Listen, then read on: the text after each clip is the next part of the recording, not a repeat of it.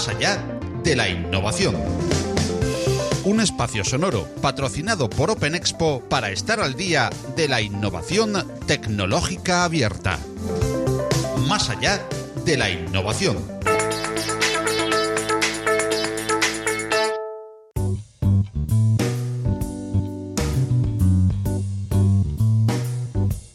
Enmarcada dentro de la celebración de Open Expo Virtual Experience el pasado mes de septiembre, en la última jornada y en la sala IBEXA tuvo lugar una interesantísima mesa redonda de debate bajo el título La innovación como clave para salvar empresas en tiempos de crisis. La mesa fue presentada por Paco Estrada, productor de Compilando Podcast y Más allá de la innovación, y fue moderada por Ignacio Villox, Open Innovation Senior Ecosystem Builder de BBVA. Tuvimos la fortuna también de contar como panelistas con Javier Porras, especialista en innovación, inteligencia artificial, data science, servicios cognitivos y asistentes virtuales en Unicaja Banco, Carmen Alcázar, presidenta de Wikimedia México, y Antonio Jiménez, arquitecto de automatización en Andorra Telecom. Y entramos ya a oír, si les parece, aquella interesante mesa redonda, esta vez en formato podcast, saludando a los intervinientes. Antonio Jiménez, que es arquitecto DevOps. Hola, buenas tardes. Buenas tardes. ¿Qué tal? Dispuestos a disfrutar, encantadísimo de tenerte aquí, Antonio, dispuestos a disfrutar de esta mesa redonda, la innovación como clave para salvar las empresas en tiempos de crisis. En segundo lugar, también estará con nosotros Javier Porras, doctorando, experto en inteligencia artificial y científico de datos, responsable del laboratorio de inteligencia artificial de Unicaja Banco. Ya le tenemos ahí. Hola, Javier, ¿qué tal? Buenas tardes, ¿cómo estás? Hola, buenas tardes, ¿qué tal? Pues nada, encantado de estar aquí con vosotros y gracias por la invitación. Encantadísimo también y muy agradecido. Carmen Alcázar es nuestra siguiente invitada, que es presidenta de Wikimedia México. Así que ya cercanos al mediodía en tierras mexicanas, mientras es tarde aquí en España, saludamos a Carmen. Hola, Carmen, ¿qué tal? ¿Cómo estás? Muy buenas. Hola, buenos días a todas. A todos. Encantadísimos de tenerte aquí también, y ya le voy a ceder la palabra a quien actuará de moderador, dinamizador de esta mesa, y que es un reconocido generador de contenidos de innovación que todos van a reconocer enseguida. Es Nacho Villoc, puesto que, como decíamos, pues hoy está en el doble papel de panelista, que nos va a aportar todas las ideas junto a Carmen, a Javier y a Antonio, y que además actuará de moderador. Y yo, en primer lugar, Antonio, Carmen y Javier, mientras Nacho puede conectarse con nosotros y mientras puede estar junto con nosotros, os preguntaría, os lanzaría la primera pregunta. ¿La innovación realmente, como dice el título de nuestra ponencia, va a ser clave para recuperar este gravísimo problema económico que nos ha dejado la innovación tras la crisis? Digo tras en algunos países, porque todavía otros están inmersos en la crisis del COVID-19. Podéis cualquiera de vosotros contestar, no importa el orden, por supuesto. Yo creo que la innovación va a ser clave y más concretamente utilizar la inteligencia artificial como palanca, la verdad. Porque como tú bien dices, en tiempos de crisis, las empresas deben centrarse al máximo sus esfuerzos en aquellos aspectos que les aportan el máximo valor a la cuenta de resultados, ¿vale? Y evitar tareas que aporten el menor valor, ¿de acuerdo? La crisis del coronavirus ha puesto de manifiesto la necesidad de la digitalización de las empresas para minimizar los desplazamientos y la presencia física de los clientes en las oficinas, en las sucursales, en los establecimientos. Pues la inteligencia artificial, la innovación y más concretamente la inteligencia artificial, creo que puede ser la palanca más adecuada para ayudar a las empresas en esos dos ámbitos, a través de los chatbots y asistentes virtuales. Siempre que hablamos de inteligencia artificial, parece que estamos hablando de un Terminator que va a venir a acabar con todos los trabajos y va a arrasar con la sociedad, y no, hablamos de simplemente un software que sea capaz de comprender, resolver y responder a los clientes con tareas sencillas y repetitivas, ¿vale? No sé si alguno de mis compañeros quiere aportar algo más para no consumir yo todo el tiempo. Yo, al hilo un No te poco también preocupes. del tema del chatbot, sí que es verdad que esto es un gran avance en cuanto a innovación. También quería aportar un poquito, un granito de arena en lo que a mí me respecta en cuanto a mi perfil. Yo un poco soy el que se dedica a unir todos los puntos en cuanto a automatización, y creo que la automatización en este tiempo de crisis también creo que favorecerá en cuanto a que la empresa se evolucione, ya que muchos de estos procesos repetitivos y que también por delante pueden tener un chatbot, se van a poder realizar automáticamente sin tener que intervenir ningún personal de la compañía. ¿Qué nos facilitará esto? Facilitará que la gente que a día de hoy tiene una sobrecarga de tarea, que a lo mejor está desfavoreciendo otro tipo de trabajo que se podría hacer a diario, como por ejemplo buscar innovación dentro de su propia empresa, pues no le deja porque no tienen tiempo con tareas rutinarias o tareas cotidianas que a lo mejor si le pusiéramos un robot software en este caso, pues favorecería en este aspecto. Y yo creo que lo que comentaba Javier va a ser un gran punto, sobre todo todas las empresas a día de hoy están mirando el tema de inteligencia artificial y chatbot, pero también por debajo meterle a esa inteligencia artificial una parte de automatización favorecerá bastante en cuanto al tema de todo que las empresas salgan de esta crisis y puedan ayudarla para tirar adelante. Sí, yo creo que en dos aspectos fundamentales. Permitir a los clientes interactuar mediante lenguaje natural a través de las interfaces conversacionales y después, lo que tú comentabas, realizar tareas de forma automática para descargar a los empleados de esas tareas, y ahora que se supone que las empresas pueden tener recortes de personal, pues viene magnífico automatizar esas tareas para que los empleados ese tiempo que ahorran en que no tienen que dedicar a esas tareas, pues lo dediquen a tareas que realmente aportan valor a la empresa y decoren o aumenten la cuenta de resultados. Sí, correcto. Sí. Que es realmente lo importante. Evidentemente las cuentas de resultados se van a ver muy, muy mermadas durante esta parte de que nos queda de año en sectores tan sensibles como puedan ser el turismo. Ya se está sufriendo muchísimo en la automoción, en la hostelería, en sitios donde evidentemente la inteligencia artificial puede ayudar y mucho. Y en el tema de conocimiento también, de impulsar el conocimiento, donde Wikimedia pues aporta una sección, digamos, especial o una mención especial, Carmen, desde México, donde estáis sufriendo ahora lo más duro de la pandemia. También se puede ayudar a través de la inteligencia artificial a generar ese conocimiento que a su vez ayude a las empresas y a las organizaciones a salir de esta crisis que se nos ha venido encima sin esperarlo. Sí, es... bueno, algo que no esperábamos y que si bien Wikipedia no es una empresa como tal, creo que hemos sido parte fundamental en todo este acompañamiento de la crisis sanitaria en cuanto a la generación de conocimiento, como bien dices, en cuanto a que hay un trabajo voluntario que se dedica a compendiar lo que está saliendo, las nuevas investigaciones, los nuevos papers, y concentrarlos en un solo artículo en 300 idiomas para que la gente pueda comprender qué es lo que está sucediendo. Y hablando de la inteligencia artificial, bueno, pues en Wikipedia tenemos el uso de bots que realizan algunas actividades esenciales, pero que justamente, como bien decía Javier, reducen el tiempo de las personas voluntarias, ¿no? Entonces, estos bots nos ayudan a pues hacer tareas que son un poco engorrosas, pero que son necesarias. Entonces, creo que también va mucho de la mano pensar en innovación no solamente hacia las empresas, sino también la manera en la que vamos a aprender, la manera en la que vamos a interactuar en la escuela. Justo como decías ahora, en México pues estamos con las clases en línea a todo lo que da, terminando el ciclo escolar, pero era algo que jamás se nos había presentado, ¿no? Niños, niñas de educación básica con clases a distancia, pues es algo como que no imaginábamos, ¿no?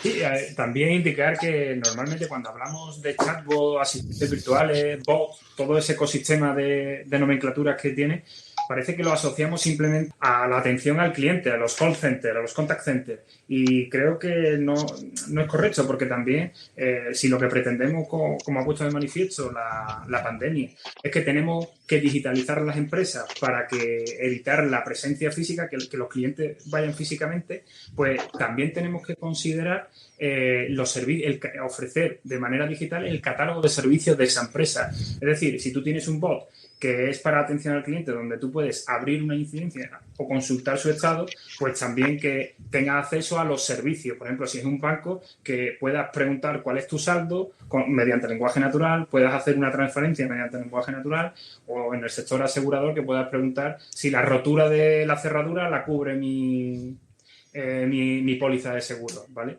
Entonces, a través de las interfaces conversacionales, lo que se plantea es un nuevo modelo, un nuevo escenario donde podemos conseguir la omnicanalidad, porque los usuarios ya han demostrado que se sienten mucho más cómodos hablando en lenguaje natural que haciendo clic en una pantalla. Es la interfaz más universal, por así decirlo. Es transversal a toda la sociedad.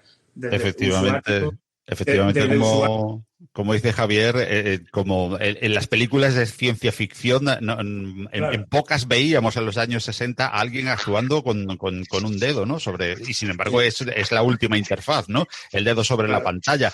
Veíamos siempre teclados, ¿no? Pero primero fue el teclado, después fue el ratón, después vino el dedo sobre la pantalla, y parece que ahora el siguiente paso ya es la voz. Voz que vamos a recuperar, la de Nacho, afortunadamente. Hola, Nacho, que te recuperamos hablando de voz.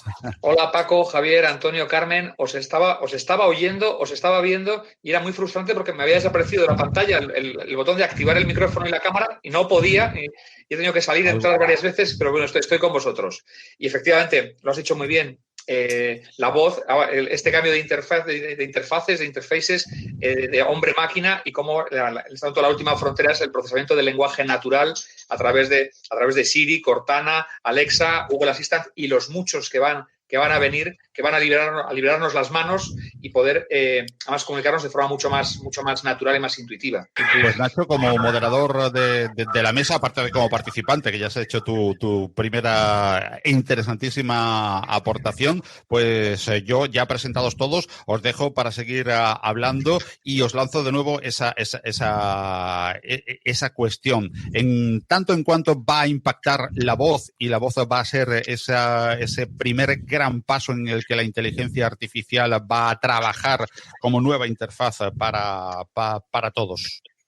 Bueno, ese es uno de los pasos, porque la inteligencia artificial, es verdad que como la conocemos hoy, es una inteligencia artificial estrecha, muy especializada, muy verticalizada. En este caso, en tema de la voz, hay otra inteligencia artificial que, por ejemplo, para tema visual y reconocimiento de imágenes y reconocimiento de textos y reconocimiento de señales de tráfico, que es, por ejemplo, la que utiliza el mundo del vehículo autónomo, y otras inteligencias artificiales muy, muy especializadas en el proceso de otros algoritmos.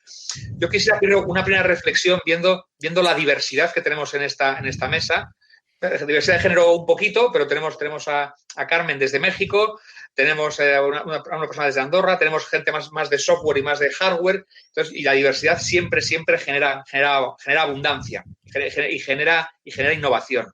Entonces, yo, antes de empezar a hacer foco en cada uno, para no centrarlo únicamente en que si la voz, que si los datos, que si tal, ¿qué os parecería? ¿Cuál pensáis que son, para cada uno de vosotros en vuestro mundo, una oportunidad y un desafío en el mundo de la innovación? Empezamos por ti, Carmen, por ser nuestra invitada. Claro, pues yo veo como todo el trabajo que se hace en Wikipedia, pues es en línea, ¿no? Pero es verdad que tenemos muchos eventos presenciales que están suspendidos, muchos eventos en museos, en instituciones culturales, en universidades, que tenemos suspendidos porque, bueno, sana distancia y cada quien en nuestra casa. Entonces, nosotras lo que hicimos en México cuando empezó la cuarentena o el encierro fue concentrarnos en editar artículos solamente de la cuarentena, ¿no? Pensar en tener muy actualizados los artículos de los hospitales de todas las ciudades de México, del equipo de médicos y médicas que estaban en el combate a la pandemia. Para nosotras no había un reto en el hecho de decir, bueno, vamos a hacer todo en línea porque pues llevamos años haciéndolo así, pero sí vimos como una oportunidad concentrarnos en la edición específica de cosas que estaban buscando, ¿no? El artículo de COVID, el número de visitas que tiene supera al de La Casa de Papel, por ejemplo, ¿no? Entonces, esa fue como nuestra área de oportunidad, de decir, tenemos que tener estos artículos al 100 y pues eso fue lo que en lo que estamos trabajando. De hecho, todavía no podemos ponerle punto final. Y a la par también el ver cómo interactuamos con las escuelas, porque como decíamos, bueno, pues nosotras seguimos en el encierro, con las clases en línea, a distancia, y la manera en la que tenemos para interactuar con las universidades, con los proyectos que ya teníamos en camino, pero pues darle como este giro, ¿no? De decir, bueno, no va a haber un taller presencial, no voy a ir a tu escuela, no voy a ir a tu salón de clases, a tu aula, pero podemos tratarlo de esta manera.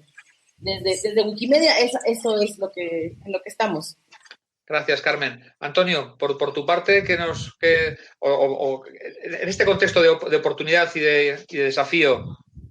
Yo creo que un poco la oportunidad que a día de hoy se presenta es, al hilo de lo que contaba Javier, ¿no? El tema de la inteligencia artificial unida a procesos de automatización facilitará mucho el que las empresas, pues, a día de hoy, como comentaba al principio, ¿no? Puedan liberar personas, puedan liberar gente para dedicarse a hacer esfuerzos atendidos. Por ejemplo, hay infinidad de tareas que en un banco se podría realizar automáticamente a través de un chatbot y a través de un RPA, ¿no? Este tipo de cosas a día de hoy no las pueden hacer porque quizás están liados, pues, atendiendo a cosas que, como por ejemplo el simple hecho de poder escanear una factura, ¿no? Y este tiempo pues quizá lo podrían dedicar a los clientes a hacer un seguimiento y a ofrecerles distintas cosas que le ayuden a mejorar su cuenta o a mejorar su día a día.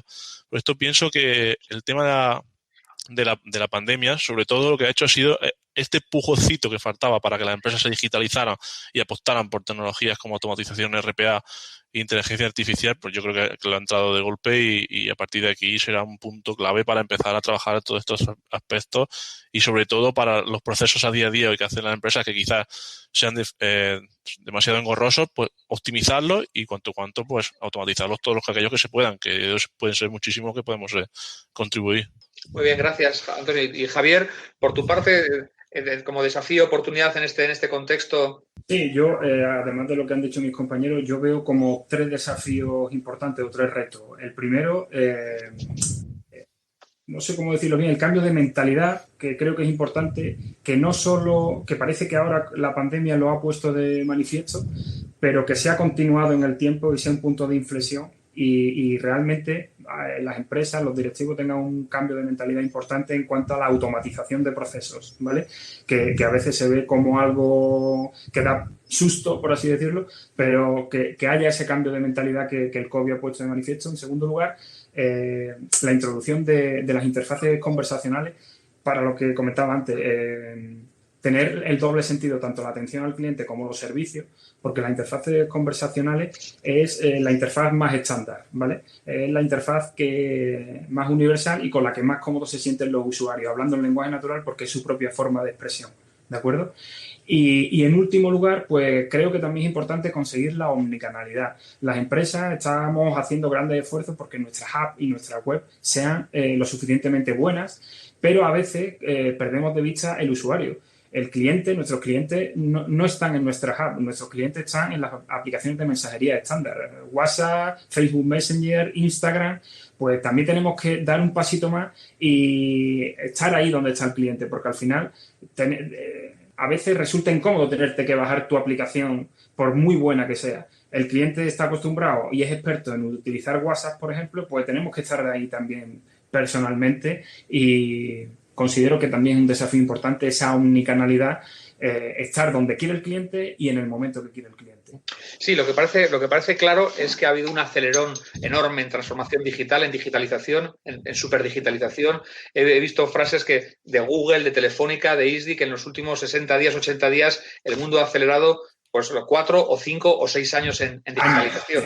Años que llevar de golpe a 2.000 millones de personas a trabajar de forma remota o a 500 millones de estudiantes a estudiar de forma remota, pues eso era algo que era impensable hace apenas 3 meses. Bueno, yo considero que todas las empresas están en plena transformación digital y creo que el simple hecho de que toda una organización haya sido capaz de trabajar de forma concurrente en teletrabajo ya es un reto y un hito importantísimo de la transformación digital de las empresas. Vamos a empezar ahora la transformación digital, tanto que hablábamos de transformación digital, y la vamos a empezar realmente ahora. Nos ha tenido que espolear, ¿no? Mira, Paco, yo creo que llevábamos 10 años en un estado de tránsito, en un cambio de fase, ahora que hablamos de cambio de fase, pero en lo que lo nuevo no funcionaba del todo y lo viejo no había dejado de funcionar. Entonces, ¿qué pasa? Que ahora lo que ha ocurrido es que de golpe lo viejo ha dejado de funcionar, o sea, lo viejo, el aula de la universidad, el presencialismo, ha habido que desactivarlo, y lo nuevo no ha habido más remedio que de forma improvisada, de forma acelerada, ha habido que hacerlo funcionar. Porque unos no teníamos wifi en casa, otros no tenían fibra óptica, unos tenían tablets pero no tenían ordenador, otros no tenían... Entonces, las universidades y las escuelas no tenían el hardware, o tenían el hardware pero no tenían el software, y lo que no tenían era la pedagogía y la forma de enseñar online. Y esto vamos a ver, yo siempre digo que el mayor desafío en la transformación digital no está en la tecnología, está en las personas, está en el cambio de chip, en la mentalidad. Entonces, claro, ahora que el directivo, el manager, que era súper escéptico porque quería tener a sus 25 o a sus 200 empleados todos los días ahí sentados y contar las cabezas, ahora que se ha dado cuenta que la productividad después de 100 días no ha bajado, y si ha bajado un poquito, lo que sí ha subido es la eficiencia, porque no tiene que pagar luz, ni aire acondicionado, ni electricidad, ni transportes, ni gasolina, ni dietas, ni cafetería, ni limpieza. Entonces dice, bueno, pues a lo mejor se llega a punto de replantearse muchas cosas. Entonces, oye, sí, dime, Carmen. Ahorita con esto que mencionas, en Wikipedia llevamos casi 20 años haciendo teletrabajo, ¿no? El hecho de que haya 75,000 personas en el mundo que estén interactuando al mismo tiempo, cada quien desde su casa ahora, o desde su universidad, o desde como su otro trabajo, el que no es voluntario, pues es un ejemplo. Cualquier organización, cualquier empresa creo que lo podría hacer. El reto es cuando no hay las... circunstancias como, por ejemplo, en México, les cuento, no todos los niños y niñas están recibiendo clases en línea porque no hay internet en todo el país. Entonces se tuvo que trazar una estrategia de tener contenidos en la televisión, es decir, en los canales abiertos, los canales públicos, y se llegó a la conclusión de que tampoco todos los niños y niñas tenían televisión. Entonces hay clases en radio. O sea, es algo que jamás imaginamos, pero que para niveles básicos de preescolar o primaria se tuvieron que trazar estas estrategias, ¿no? Yo creo que cuando hablamos como de empresas o de organismos internacionales, justo como o organizaciones internacionales justo como es Wikimedia, pues claro que se puede, ¿no? Y nos damos cuenta que nos acelera porque nos empuja cuando no estábamos acostumbradas, pero de pronto volteamos y vemos esta organización que lleva 20 años haciéndolo y dices, pues sí se puede. Hay retos muy específicos, ¿no? En cuanto a conectividad, en cuanto a, pues sí, a conexiones. Eso es innovación aplicada en estado puro. Hacer algo nuevo, salir de la zona de confort, pensar fuera de la caja, hacer algo nuevo y que aporte valor. Y si no funciona la wifi, pues lo hago por televisión. Y si no, por radio. Y si no, por si no, de otra forma. Oye, ¿hacia dónde pensáis que en este momento que tiene sentido enfocar, para poner foco, para no dispersarnos en el esfuerzo de innovación? ¿Hacia dónde pensáis que podíamos... Que hay una oportunidad de pensando ya, no en hoy, sino en los próximos 2 o 3 meses. O sea, en clave de eso, vamos a cambiar el mundo a través de la innovación. Bueno, sobre todo, lo principal de todo, en cuanto a evolucionar la parte de inteligencia artificial, ¿no? Digamos que hay muchas maneras de poder recoger información, de poder recoger datos, que se le pueden formar, se le pueden dar a los clientes como lo necesiten para decirle, oye, mira, tu negocio, pues a través de inteligencia artificial, pues han pasado por aquí 500 personas, han entrado 15, han comprado 10, y a partir de ahí, pues un poco, con esto se puede adaptar a cualquier tipo de empresa. También un poco, todas las empresas, al adaptar la inteligencia artificial, tendrán que adaptar sus sistemas. Evidentemente, los sistemas de hoy en día, lo que digamos un poco ya más profundamente las tripas en cuanto a servidores, en cuanto a instalaciones, todo esto también se tendrá que ver un poco, ir mejorando. Ir, por ejemplo, a nuevas tecnologías como Kubernetes o nuevas tecnologías como el cloud público, que a día de hoy, por ejemplo, hay empresas que lo tienen todo, digamos, on-premise y a día de hoy esto es imposible en cuanto a inteligencia artificial. Y yo creo que un poco por aquí la transformación de la infraestructura y transformación de los pensamientos y el uso de las tecnologías de automatización e inteligencia artificial está a la orden del día y lo que las empresas irán apostando. Convertir todos esos datos en información, en conocimiento y en sabiduría accionable. ¿Querías decir algo, Javier? Sí, aportar a lo que ha dicho el compañero y en esa línea, que creo que introduciendo el tema de bots, asistentes virtuales y todo el tema de interfaces conversacionales, ahora mismo los servicios que se están ofreciendo, por así decirlo, son servicios de analítica descriptiva o tareas normales. Creo que al tratar esa información que comentaba el compañero, pues podemos ofrecer a través de esos asistentes pues servicios predictivos y servicios prescriptivos de recomendación. Por ejemplo, en el caso de un banco, que el usuario pueda preguntar cuánto voy a gastar en restaurantes el próximo verano o cuándo me recomiendas que me compre el nuevo iPhone. Pues servicios de ese tipo que le ayude principalmente a mejorar su salud financiera. Así es.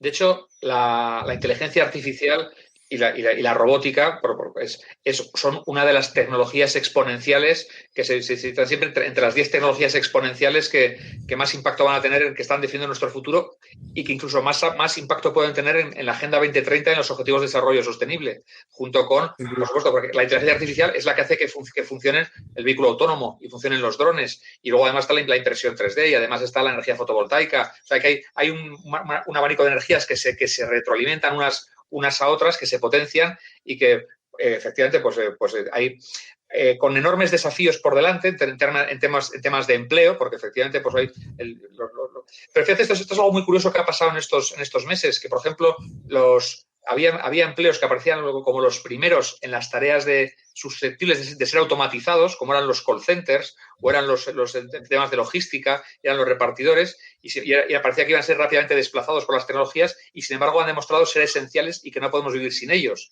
y que han cobrado un protagonismo muy especial en esta pandemia. Cuando hablamos de inteligencia artificial y rápidamente la asociamos, por ejemplo, a un call center, parece que la inteligencia artificial va a expedir a todos los empleados, a todos los agentes, y nada más lejos de la realidad, porque la inteligencia artificial a día de hoy no tiene las capacidades o la madurez necesaria como para simular toda la capacidad cognitiva de una persona.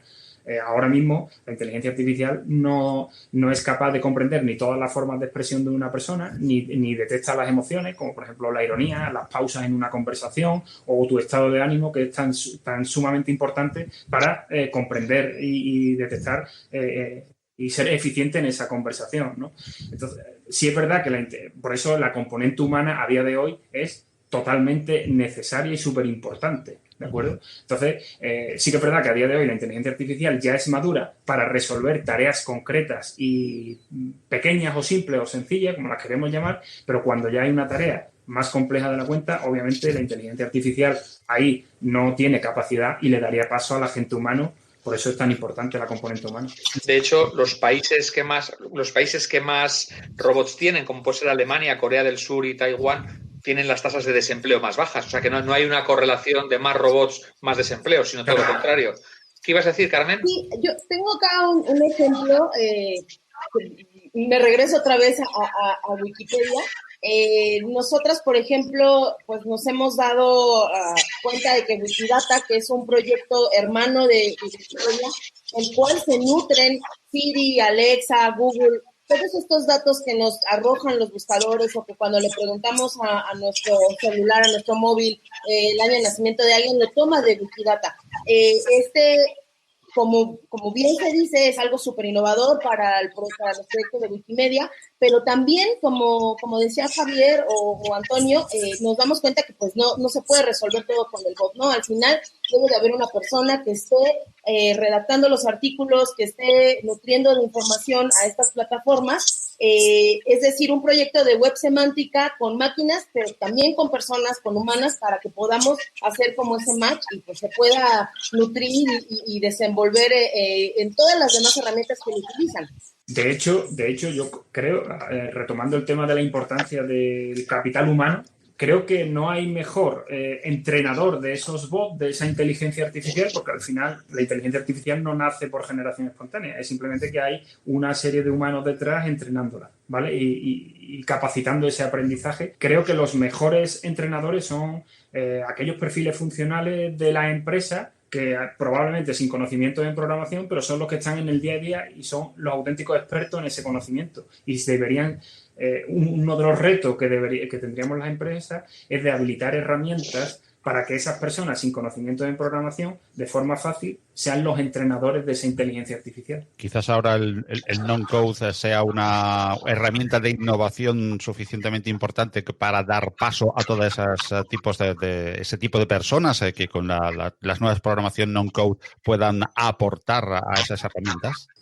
No, de hecho, hay las iniciativas como One Hour of Code que enseñan a programar a los niños desde primaria, desde preprimaria, que empiezan a programar de forma visual sin tener que conocer el lenguaje, ni el Hadoop, ni el Joomla, ni el Apache Cassandra, ni el Python, ni el Spark, ni el Fortran, ni el COBOL. Pueden empezar ya de forma visual a programar, a reorganizar. Efectivamente, es un tema porque es un tema de reorganizar sus algoritmos bioquímicos para que conecten con los algoritmos lógicos, porque esto va de... Yo lo que creo es que nunca no vamos a competir con los robots, porque los robots no se cansan, no se aburren. O sea, las tareas aburridas, sucias, peligrosas, que las hagan ellos, pero si luego podemos convivir, cooperar, colaborar y permitir que esas tareas que nosotros nos llevan tiempo y nos cansan, que ellos las hacen de forma instantánea, rapidísima, repetitiva, sin errores humanos, sin despistes, pues que lo hagan ellos y nosotros dedicarnos a la creatividad, al pensamiento crítico, a la comunicación, la colaboración, la empatía, la curiosidad,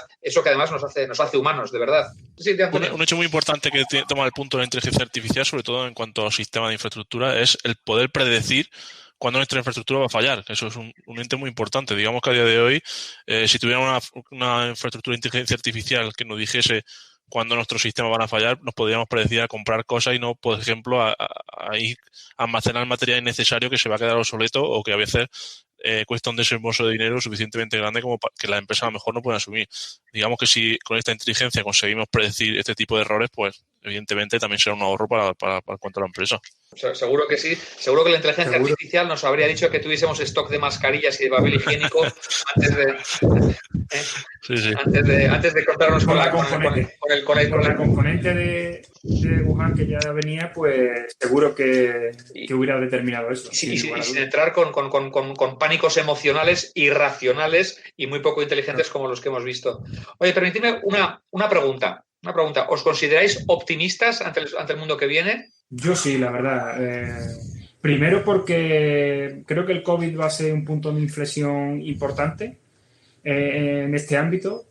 Primero porque ya no solo los dirigentes de las empresas, sino porque los gobiernos están apostando por la inteligencia artificial. Sin ir más lejos, el gobierno de España ha creado un ministerio de digitalización y hay una gran componente y se están haciendo bastante esfuerzos en el tema de inteligencia artificial. Con lo cual yo considero que soy bastante optimista y después va a estar fundamentado en que las empresas con los recortes de personal y recortes de presupuesto necesitan automatizar tareas que les permita seguir siendo productivos, con lo cual la inteligencia artificial va a ser una palanca fundamental. Bueno, la inteligencia artificial, la base de Big Data para los temas de predicción y prescripción que estamos comentando, y la parte que no hemos comentado nada, pero que también es bastante importante, la seguridad de los datos, que si ahora parece que todo el mundo vamos a la nube, hay cierta preocupación de esos datos ahí en la nube, qué pasa con ellos, ¿no? Entonces yo creo que esas tres componentes van a ser la base que fundamenta ese optimismo, ¿no? Carmen, ¿sois optimistas en México?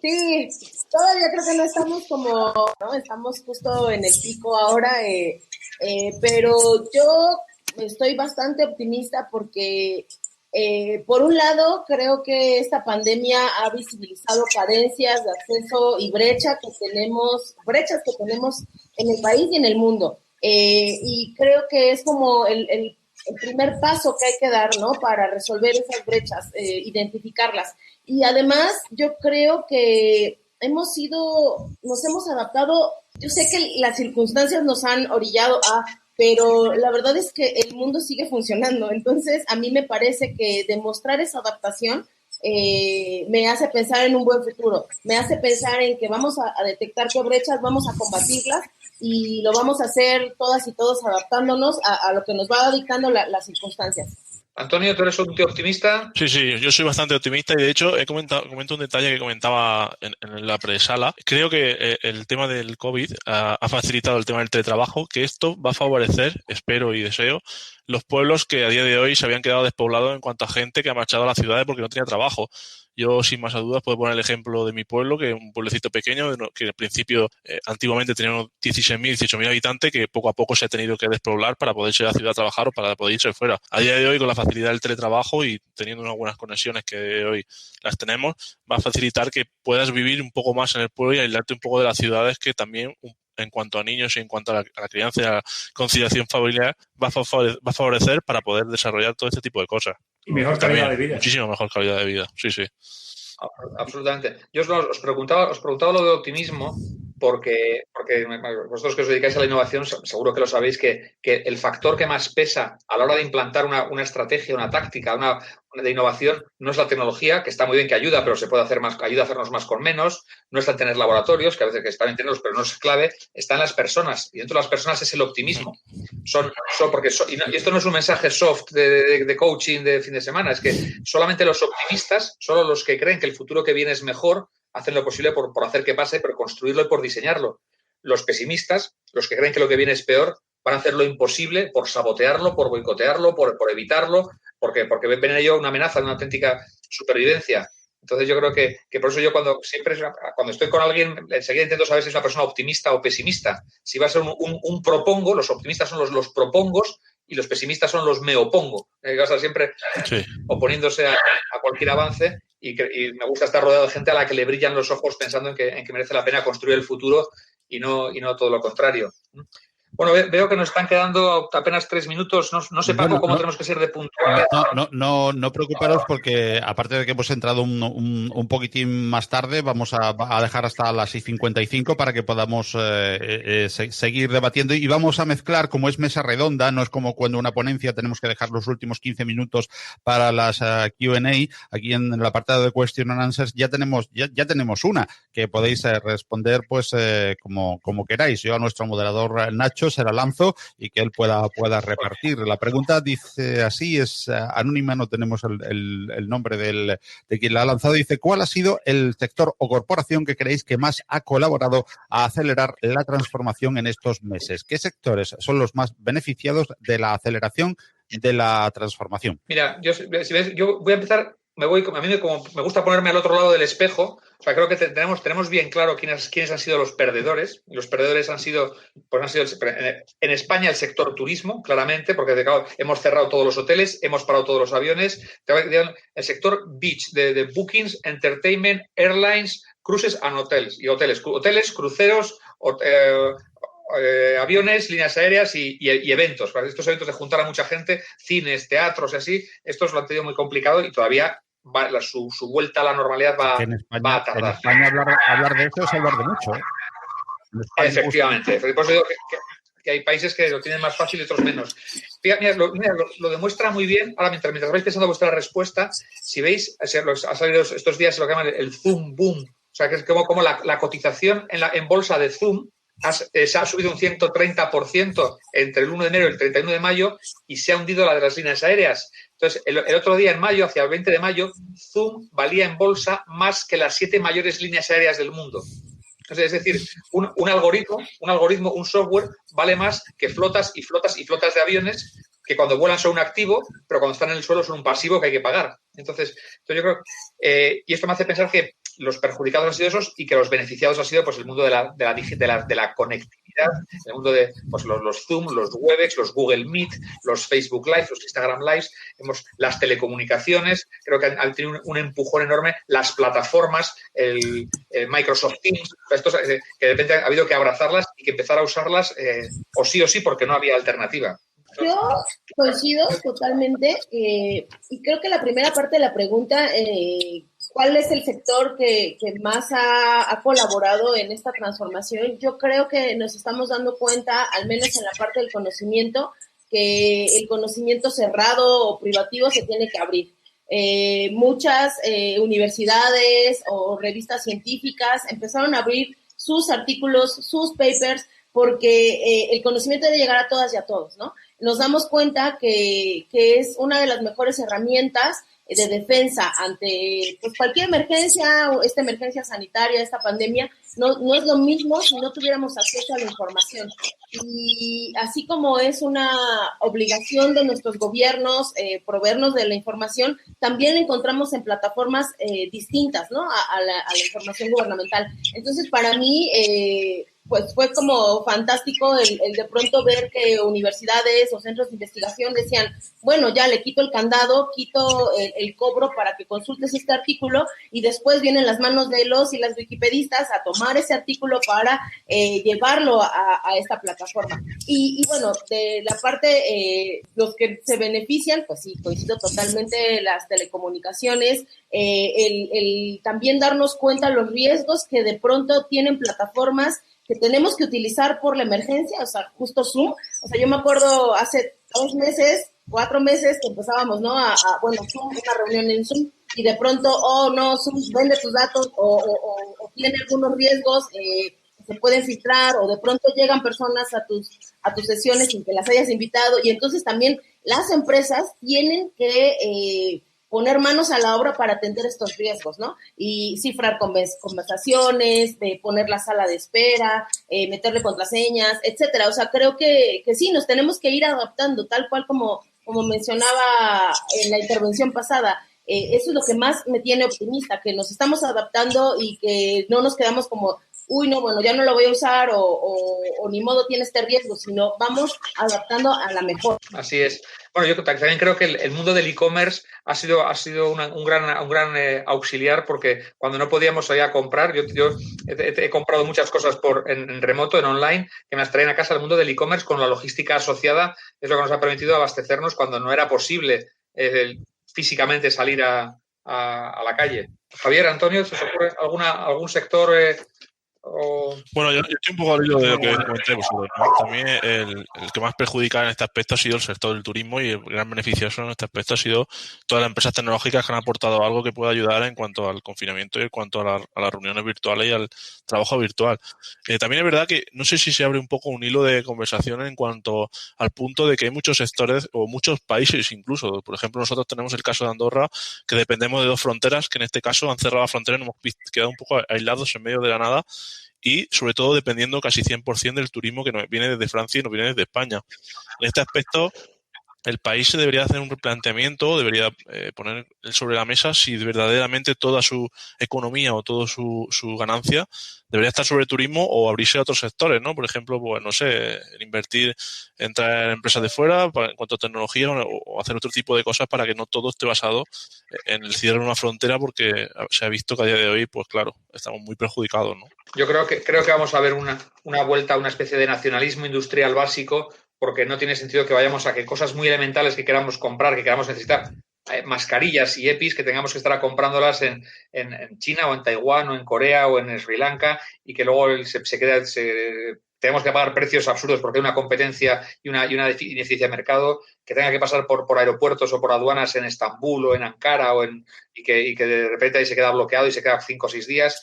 Entonces yo creo que son cosas que podíamos fabricar localmente en España, además haciendo uso de las nuevas, en España o en México, haciendo uso de las nuevas tecnologías sin depender de unos fabricantes de los que somos dependientes. Muy rápidamente tenemos otra pregunta también que dice que creen que esta prueba piloto, lo ponen entre comillas, en el ámbito mundial de digitalización, tiró abajo algún paradigma.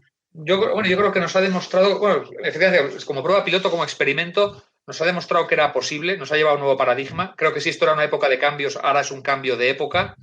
Me dicen, es un debate que está abierto en este momento, no tenemos una bola de cristal para saber cómo va a ser, pero me dicen, no, esto lo olvidaremos pronto. Yo no creo que lo vayamos a olvidar. Yo creo que las emociones son el superpegamento de la memoria. Esto igual que todos recordamos qué hacíamos el 11 de septiembre, que fue el último gran susto global que nos dieron, pues yo creo que esto, con el fuerte impacto emocional que hemos sufrido, más los que han perdido personas próximamente, han estado enfermos. Esto vamos a recordarlo durante mucho tiempo, como empezamos el 2020 con todo el mundo, porque esto no ha sido un experimento en África o en Colombia o en Estados Unidos, es que es todo el mundo encerrado en sus casas, y yo creo que esto creo que para mí esto es el clic de este cambio de época. Quizás digo una barbaridad, pero creo que los principales beneficiados de todo esto vamos a ser las personas, porque todo se va a convertir en un reporte hacia una mejor calidad de vida en todos los aspectos. ¿A quién no le gusta teletrabajar desde casa y no perder una hora de ida y una hora de vuelta para ir al trabajo? ¿A quién no le gusta que desde su trabajo tener todas las herramientas disponibles de forma colaborativa en la nube y no tener que andar con pendrive y este tipo de cosas? También va a afectar a las ciudades. Las ciudades ahora mismo, lo que es el concepto de Smart City, pues bueno, está muy machacado, pero seguro que se van a empezar a plantear soluciones a partir de la tecnología para garantizar el distanciamiento social y evitar una posible pandemia, no del coronavirus, sino de cualquier otra que pueda venir.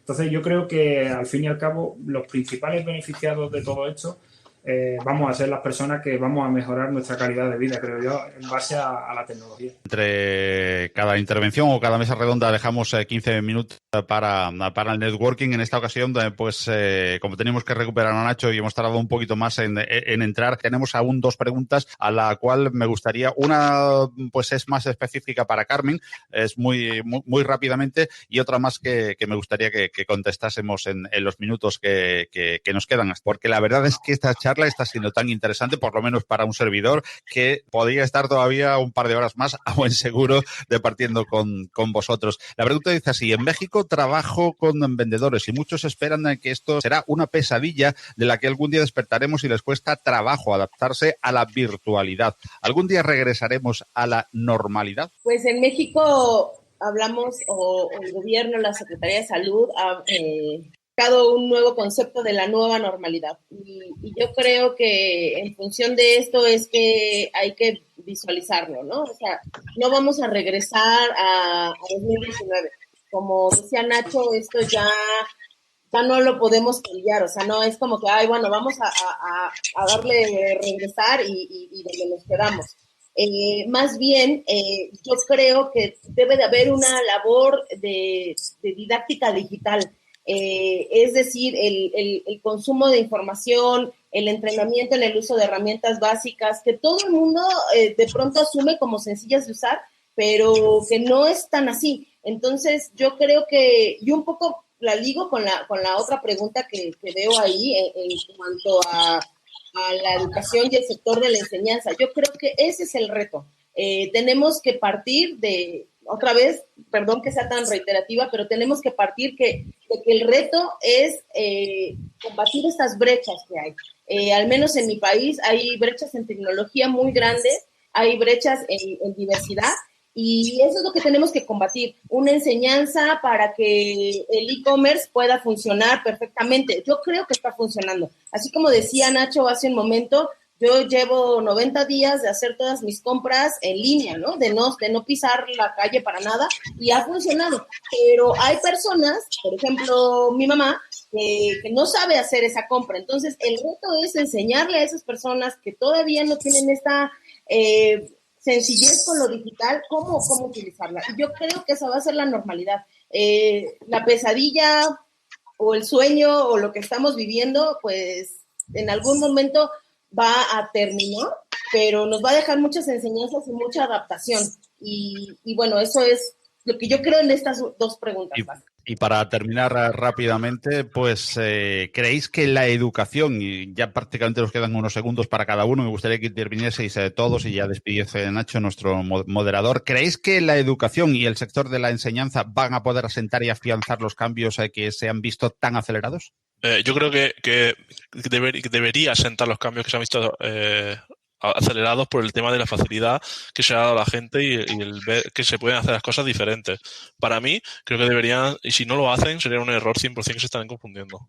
Yo creo que, muy rápido, en el tema de la educación va a resultar beneficiada principalmente por 2 cosas, según veo yo. Principalmente reducir el ratio en las clases por el tema de los contagios, que es algo que el sector de la educación venía demandando desde hace tiempo. Y después el hecho de plataformas colaborativas donde no solo haya alumnos de esa clase, sino una plataforma a nivel más extenso, que eso genere un ambiente de aprendizaje mucho más adecuado y que aporte mucho más valor que el que tenemos ahora. Rotundamente sí, Paco. La educación es la fuerza transformadora con la que los países diseñan su futuro. En este momento la educación estaba siendo un lastre y un ancla porque no estaba, yo hablo de educastración, porque no estaba permitiendo a los jóvenes formarse para lo que el mundo necesita, y en este momento pues creo que este empujón van a salir mucho más motivados, mucho más dominando las herramientas que el mundo necesita, y yo creo que además en este momento ya no es una opción. O sea, hace 5 años era una opción, en este momento ya no es una opción, y el curso que viene va a ser digital o no va a ser. Pues muchísimas. Pero sí, Carmen. Recordemos que no es un cambio en automático y no asumamos, por favor, que la innovación o la tecnología lo resuelven todo. Son las personas. Definitivamente va a ser un cambio que hay mucho que reflexionar. Cambio en las personas, transformación digital, transformación de cualquier tipo, esta transformación al fin y al cabo de las personas. Con esas palabras nos quedamos. Muchísimas gracias a todos los intervinientes, a nuestros colaboradores de hoy, Javier Porras, Carmen Alcázar, Antonio Jiménez y nuestro moderador y también panelista Ignacio Villó.